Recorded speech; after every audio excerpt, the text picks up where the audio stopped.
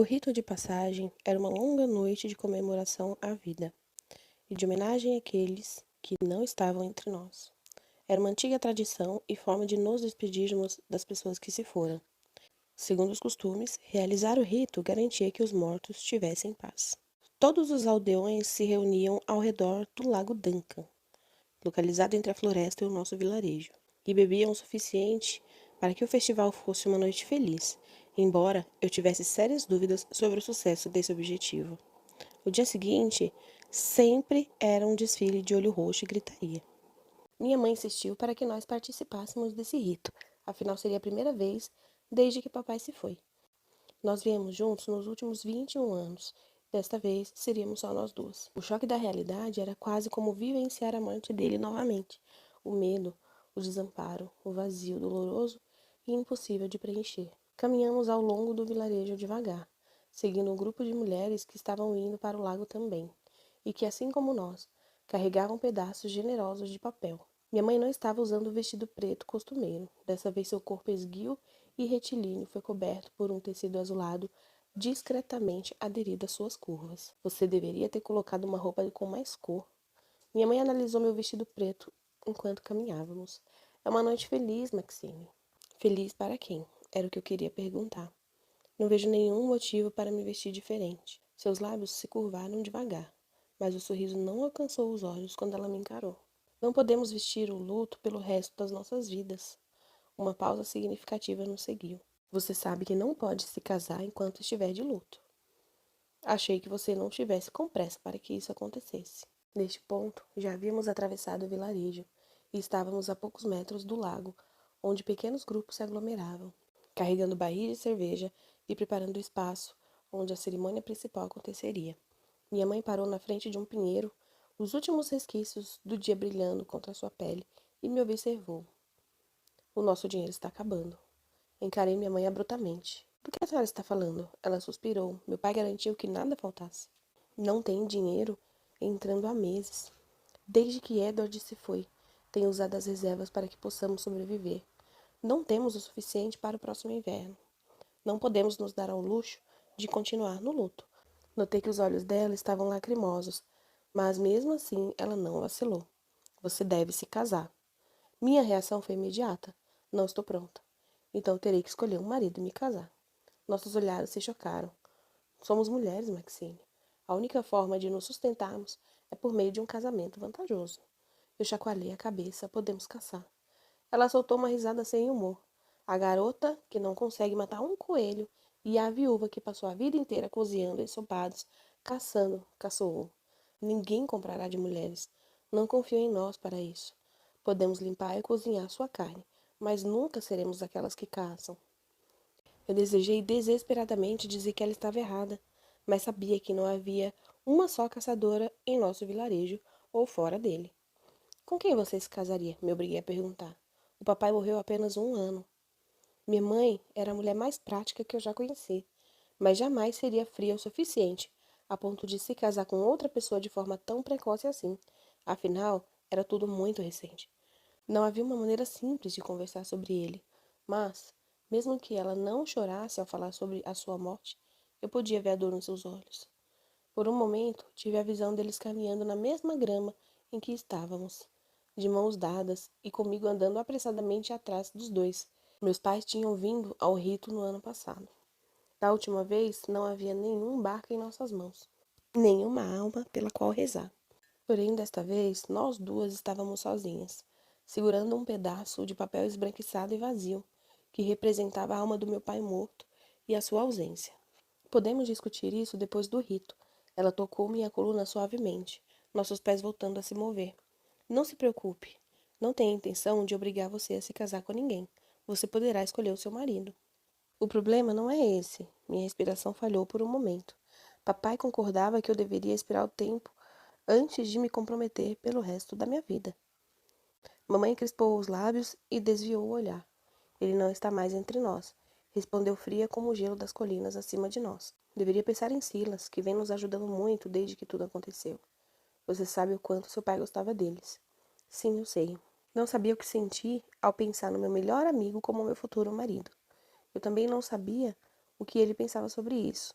embora meu pai já tivesse conversado com ele sobre o assunto no passado. Olhei para minha mãe. De repente, casamento havia se tornado o principal tópico da minha vida. Teve essa conversa com Silas? Ela apenas olhou para outro lugar e eu bufei. É claro que teve. Agora eu entendo o motivo de ele ter vindo falar sobre isso comigo. Está tentando persuadi-lo. Nunca. Convicção correu por sua voz. Ela segurou minha mão. Eu expliquei nossa situação sim, mas não pedi para ele falar com você. Se ele o fez é porque também tem interesse em um casamento. Ele não tem, eu pontuei. Silas é um homem honrado. Ele se preocupa comigo, mas isso é tudo. Não falarei sobre isso com ele novamente. Foi tudo o que mamãe disse, mas deveria considerar que há muito mais nas pessoas do que aquilo que elas dizem para você. Acenei, considerando o assunto encerrado. Nos aproximamos do local onde as festividades estavam acontecendo e a aglomeração de pessoas nos engoliu. Eu não queria fazer parte do rito. Apesar disso, assim como os outros aldeões, que em maioria já estavam bêbados da cerveja provinciana. Dobramos nossa folha de papel religiosamente até que ela se transformasse em outra coisa. Um barco de papel pequeno e um tanto irregular parava em meus dedos trêmulos. Observei um punhado de pessoas enfileiradas na beira do rio. Lentamente elas saíam de suas posições e a fila continuava sendo retroalimentada por novas pessoas, cada uma deixando sua contribuição silenciosa no rio. Devemos ir agora, minha mãe murmurou, guiando-me através de sua mão em minha coluna. É hora de dizer adeus. A corrente de lágrimas fluiu pela base das minhas bochechas. Contra minha vontade, avancei, tomando nosso lugar na fila de aldeões. Conforme eles se moviam, senti a garganta apertar mais. Que a sua alma encontre abrigo entre os céus. Ouvi a criança na minha frente dizer, antes de levantar e tomar a direção oposta ao curso da água. Seus olhos estavam cheios de lágrimas, mas apesar da tristeza aparente, notei o esboço de um sorriso pintando em seus lábios pequenos. Era assim que todos encaram o rito de passagem. Um adeus às almas perdidas e um agradecimento por suas próprias vidas. Devíamos comemorar por não ter sido nós os que morreram e torcer para que os falecidos estivessem em um lugar melhor do que esse, no qual, curiosamente, a maioria de nós não queria sair. Brian, o garotinho que estava chorando, perdeu a mãe no último inverno, vítima de um acidente. Ela retornava da cidade no cavalo da família Stark, um velho potro, que andava para todos os lados carregando os membros da família. Quando ele machucou a pata em um buraco e arremessou no ar, Valkyria foi empalada pelo tronco de uma árvore. A cerimônia não passava de uma tentativa de preencher nosso próprio vazio. Todos preferiam acreditar que os mortos estavam descansando na paz eterna, pois dessa forma seria mais fácil não nos sentirmos mal por estarmos seguindo em frente depois da partida deles. A voz da minha mãe me alertou para o que deveria ser feito. Coloque o barco, Maxine. Era a minha vez de depositar o barco de papel na água. Eles simbolizavam o santuário aos mortos, depositado na direção oeste ao curso do rio para homenagear a vida do meu pai e desejar que ele tivesse uma boa estadia na eternidade. Os antigos acreditavam que as almas presas em nosso mundo finalmente podiam se libertar quando os barcos feitos pelas mãos das pessoas que os amavam em vida desapareciam no horizonte. Que a sua alma encontre abrigo entre os céus, murmurei a frase sem emoção. Enquanto o barco destinado ao meu pai flutuava para longe de nós, lembrei da noite em que seu corpo foi encontrado. Os caçadores retornavam de uma longa viagem de caça, quando descobriram um corpo flutuando no rio turvo e gelado que cortava a floresta Blackwood, perdido na escuridão vazia da água. Eu lembro de ter pensado nisso na noite que papai foi encontrado, no frio que ele deve ter sentido. Hora de ir. Puxando uma respiração funda entre os dentes, me afastei do rio e dei espaço para a pessoa atrás de mim, que esperava sua vez de colocar o barquinho na água. Encarei todas as pessoas na minha frente, organizadas em fila com seus barquinhos entre os dedos, enquanto tentavam fugir dos olhares sofridos um dos outros, e tive vontade imensa de gritar. Em momentos assim, eu não me sentia como eu mesma.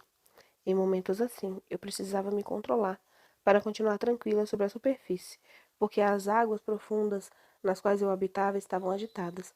O ódio crescente as alimentava. Voltamos a caminhar pela multidão de beberrões escandalosos, minha mãe cumprimentando com a cabeça alguns conhecidos, enquanto eu discretamente ignorava a existência de todos. A noite estava caindo gloriosamente triste, como um céu brilhando para o vazio, enquanto as pessoas ao meu redor se afogavam em bebida para esquecer que o lago estava cheio de barcos. Eu só queria desaparecer junto com eles. É estranho como a multidão parece ainda mais intensa quando estamos rodeados de pessoas A existência do outro só amplifica o vazio. Vá buscar um pouco de cerveja para nós, minha mãe sugeriu. Não quero beber, retruquei secamente. Pegue para mim, então. Controlei o desejo de revirar os olhos. Do outro lado das festividades, uma barraca construída com algumas vigas de madeira, havia um bando de jovens enchendo os copos nos barris da cerveja manteigada mais famosa da província. Era o produto dos Rochester, uma família de camponeses que enriqueceu com sua fórmula secreta de cerveja, e uma fila enorme o seguia de perto. Resignada, caminhei até lá e tomei meu lugar atrás de um velho que não parava de resmungar sobre a demora. Me distraí com o uivo do vento após o lago. Ao longe, podia-se ver os contornos sombrios e gigantescos das árvores da floresta Blackwood. Uma mata profunda e obscura de pinheiros, enegrecido pelo efeito do carvão expelido nas minas ao sul de Valmorra, tão gelada e misteriosa quanto seu interior. Alguns se aventuravam em caçar lá. Outros, como meu pai e eu, até entravam para colher frutas e flores silvestres, mas era na escuridão crepitante da floresta que ninguém ousava se meter. Durante a noite, quando os animais se recolhiam e o frio enevoava o ar, tudo o que se ouvia eram os uivos de dor e raiva que ressoavam através do vilarejo. Alguns diziam que era o vento. Outros acreditavam que as almas torturadas do nosso reino se banhavam na miséria obscura de Blackwood. Eu não ousava ficar na floresta por mais tempo que necessário. Essa maldita fila que não anda, porra! O velho da frente ainda estava reclamando, sua vontade de beber obviamente sobrepondo o bom senso de esperar em silêncio, assim como os outros estavam fazendo. Mordi a língua, segurando a vontade de manifestar minha opinião. Meus olhos fixaram-se nos barris de cerveja, quando algo se transformou no ar, e a reclamação dele se afastou. O formigamento se apoderou do meu rosto inteiro. Me concentrei na fila, que finalmente andou o suficiente para que o reclamão enchesse sua caneca e sumisse dali. Quando a minha vez chegou, Victor, que estava cuidando da cerveja, sorriu discretamente para mim. Ele era amigo de Silas. Como você está, Maxine? Victor era convencionalmente bonito. Cabelos negros, olhos escuros e o rosto coberto por uma grossa camada de barba escura. Era bem mais alto que eu e sorria pouco. Minha mãe não gostava muito dele, dizia que havia algo sombrio ao seu redor. Talvez pela sua personalidade taciturna e a forma como sempre falava tão pouco. Gostava disso em Victor. Sempre me senti mais confortável com os quietos do que com as pessoas que preenchiam cada instante de silêncio. Além disso, ele sempre era cordial comigo. Ansiosa para ir embora, sorri e ele assinou a sombra de um sorriso nos lábios. Você, esperançoso para que o rito dure a noite toda. Victor era o filho mais velho da família Rochester. Eles viajavam pelo reino Harlow, vendendo cerveja nas outras regiões além de Valmorra, e especialmente Victor, que tinha muito talento para o comércio. Os Rochester tinham residência fixa em Valmorra, mas Victor praticamente morava no nosso pequeno vilarejo. Ele gostava daqui. Torço pelo sucesso de suas vendas, eu disse. Obrigada, Max. Uma sensação esquisita cresceu do meu estômago. Os pelos dos meus braços e nuca eriçados. O tremor percorreu cada centímetro da minha pele, como uma onda de água, me deixando mais consciente do mundo ao meu redor. Minha atenção já havia se desviado de Victor. Meus olhos varreram a fila de pessoas do outro lado da barraca e atravessaram a multidão reunida no lago, tentando colocar fim à sensação esquisita. Algo subitamente alertou meus olhos.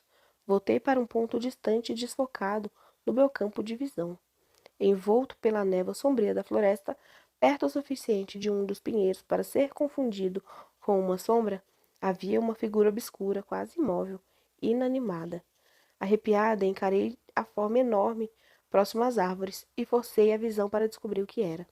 Parecia um lobo, embora eu não pudesse ter certeza sem me aproximar um pouco mais, o que obviamente não iria fazer. Mas o que? Sussurrei quando o bicho se moveu. Continuei imóvel e hipnotizada com o que quer que estivesse me encarando do outro lado, ainda sem saber exatamente o que era. Quando ele veio para frente, seu tamanho dobrou e uma faixa de luz noturna iluminou seus contornos. Meu corpo vibrou e finalmente entendi o que era. Não era um lobo, nem um animal. Era um homem. A escuridão da floresta encobriu a maior parte do rosto, apenas fragmentos do seu corpo visíveis de onde eu estava. Minha perna tremeu, pois não importava o quão longe a floresta estava, parecia olhar para mim. Ele estava envolto por uma espécie de capuz, e subitamente compreendi o motivo de tê-lo confundido com um grande lobo. Seu corpo era musculoso e grande como um animal perigoso, imóvel como um predador estudando sua comida. Com a garganta seca, tentei enxergá-lo melhor através da relva de pessoas que estavam à minha frente, mas era baixo demais para me pôr sobre as cabeças. Um calafrio gelado percorreu minha espinha e me fez recuar para trás. Maxine? Dei um pulo quando a mão de Silas pressionou a base da minha coluna. Olhei para trás e encontrei-me encarando. Sua expressão era preocupada. Estou te chamando há uns 5 minutos. O que aconteceu? Me desculpe, murmurei ainda atordoada pelo contato inesperado. Fugi de seus olhos e sorri, percebendo que me ausentei da realidade. Vim buscar cerveja para minha mãe e me distraí. Eu notei, disse, erguendo minha caneca de cerveja ao ar. Victor me entregou, já que você saiu da fila e ficou olhando para o nada. Peguei o copo de sua mão e balancei os ombros. Nenhuma desculpa surgindo em minha cabeça. Silas me inspecionou em silêncio por um momento, mas eu ainda estava distraída. Olhei para frente uma última vez e tentei recuperar a imagem da floresta, apenas para garantir que aquele homem não estava mais olhando, mas não havia ninguém. Você não para de olhar para a floresta.